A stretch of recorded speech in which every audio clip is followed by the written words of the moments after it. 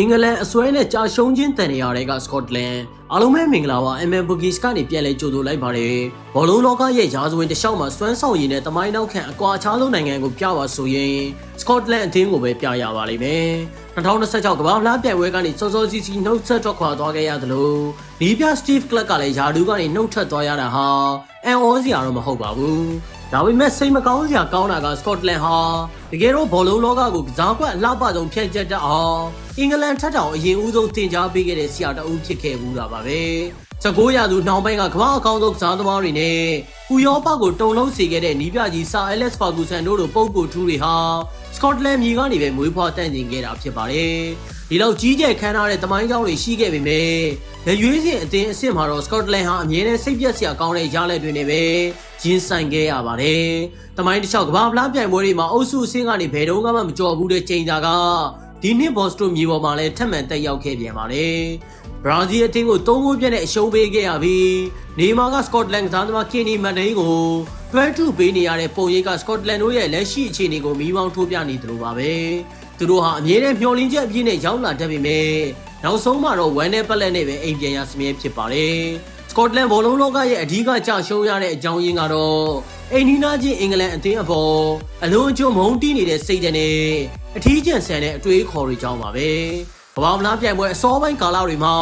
အင်္ဂလန်အသင်းရဲ့နောက်မှာရှိနေတာကိုမကြိုက်လို့ပြိုင်ပွဲတွေကိုတပိတ်မှောက်မဝင်ရောက်ခဲ့တာမျိုးတွေကလည်းသူတို့ကိုကမ္ဘာဘောလုံးလောကရဲ့တိုးတက်မှုတွေနဲ့အလှမ်းဝေးသွားစေခဲ့ပါတယ်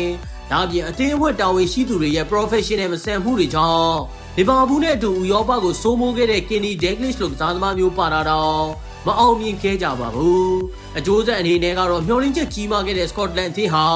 1988ကမ္ဘာဖလားအုပ်စုအဆင့်ကနေပဲအချက်တကွဲလမ်းခွဲခဲ့ရဘူးပါတယ်